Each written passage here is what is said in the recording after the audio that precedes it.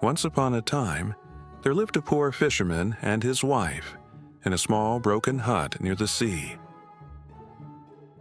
One day, the fisherman caught a great flounder in his net, but the fish spoke. "Please, fisherman, let me go," said the fish.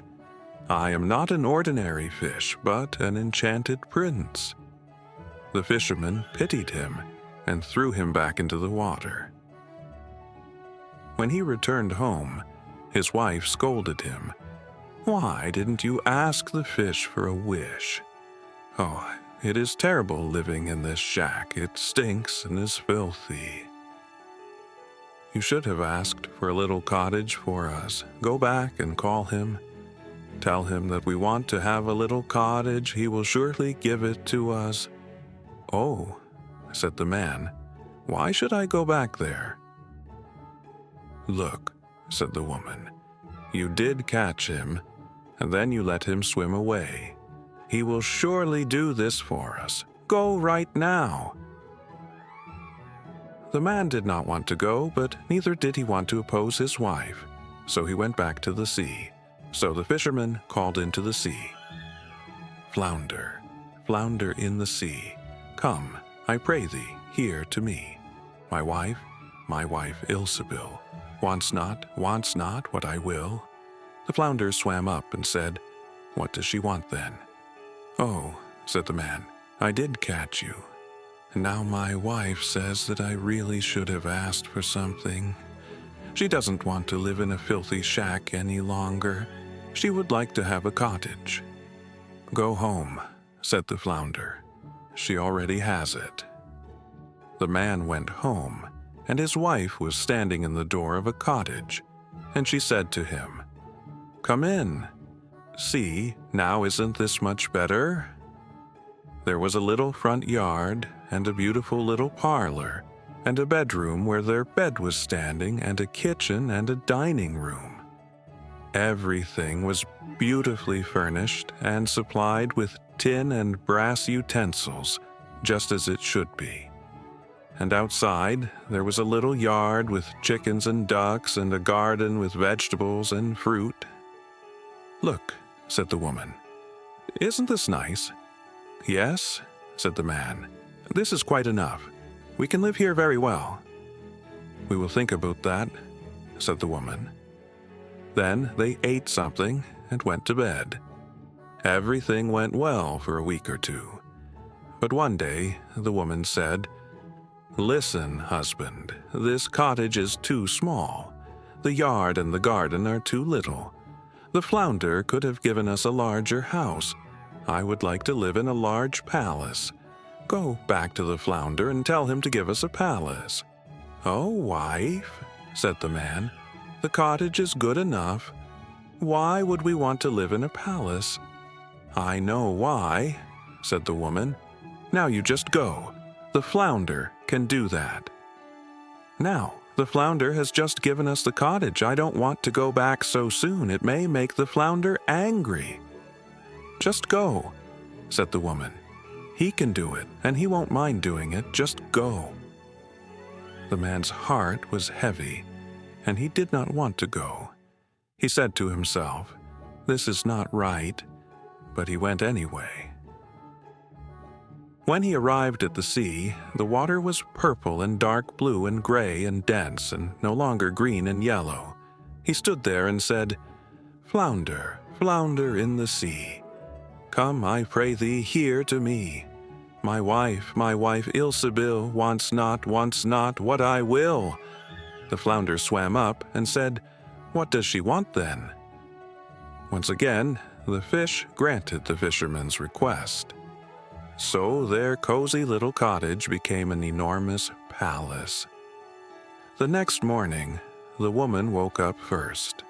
It was just daylight, and from her bed she could see the magnificent landscape before her. Her husband was just starting to stir when she poked him in the side with her elbow and said, "Husband, get up and look out the window. I want to be king of this land. Go back to the flounder and tell him I want to be king." The man was sad because his wife wanted to be king. "This is not right," thought the man. He did not want to go, but he went anyway. When he arrived at the sea, it was dark gray and the water heaved up from below and had a foul smell. He stood there and said, "Flounder, flounder in the sea, come, I pray thee, here to me. My wife Ilsebil, wants not what I will." Once again, the fish granted the fisherman's request, but the sea grew darker and more restless. The man went home, and when he arrived there, the palace had become much larger. His wife was sitting on a high throne of gold and diamonds. She was wearing a large golden crown, and in her hand was a scepter of pure gold and precious stones. On either side of her there stood a line of maids-in-waiting, each one a head shorter than the other. "Oh, wife, are you now king?" "Yes," she said, "now I am king." But soon she wanted to be emperor, and then pope. "Oh, wife," said the man, "there is only one pope in all Christendom. The fish cannot make you pope." "Husband," she said, "I want to become pope. Go there immediately. I must become pope this very day." "No, wife," he said, "I cannot tell him that. It will come to no good. That is too much. The flounder cannot make you pope." "Husband, what nonsense," said the woman angrily. "If he can make me emperor, then he can make me pope as well. Go there immediately. I am emperor, and you are my husband. Are you going?" Then the frightened man went.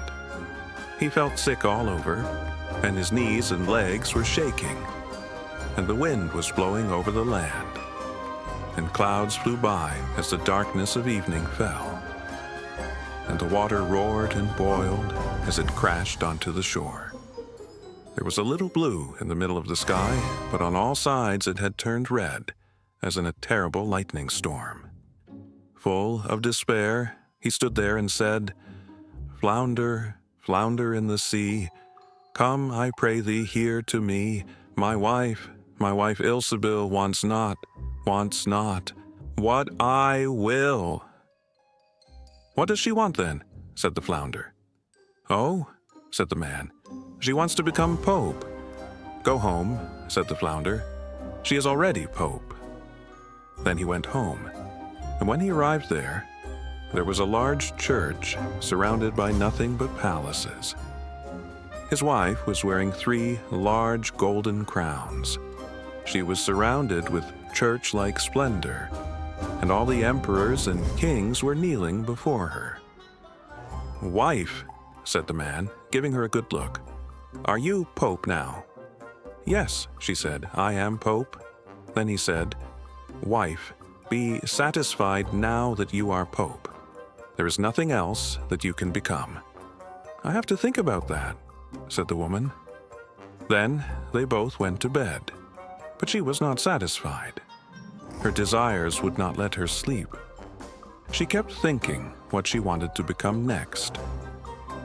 Then the sun was about to rise, and when she saw the early light of dawn, and watched through the window as the sun came up, "Husband," she said, "wake up and go back to the flounder. I want to become like God." The man, who was still mostly asleep, said, "Wife, what did you say?" "Husband," she said, "I cannot stand it when I see the sun and the moon rising, and I cannot cause them to do so. I will not have a single hour of peace until I myself can cause them to rise. Go there immediately. I want to become like God."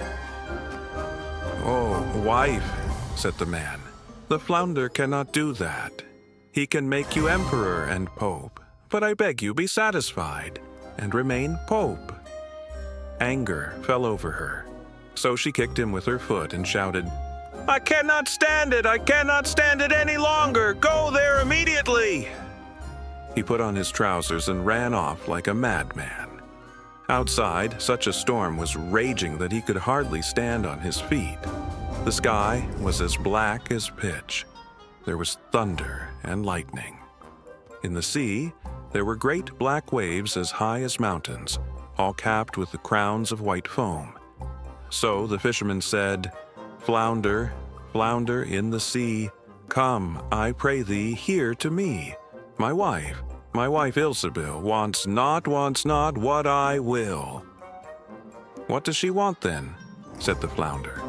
He said, afraid and insecure, She wants to become like God." "Go home. She is sitting in her filthy shack again." The fisherman returned and found his wife sitting again in the old broken hut, just as before. And she is sitting there even today.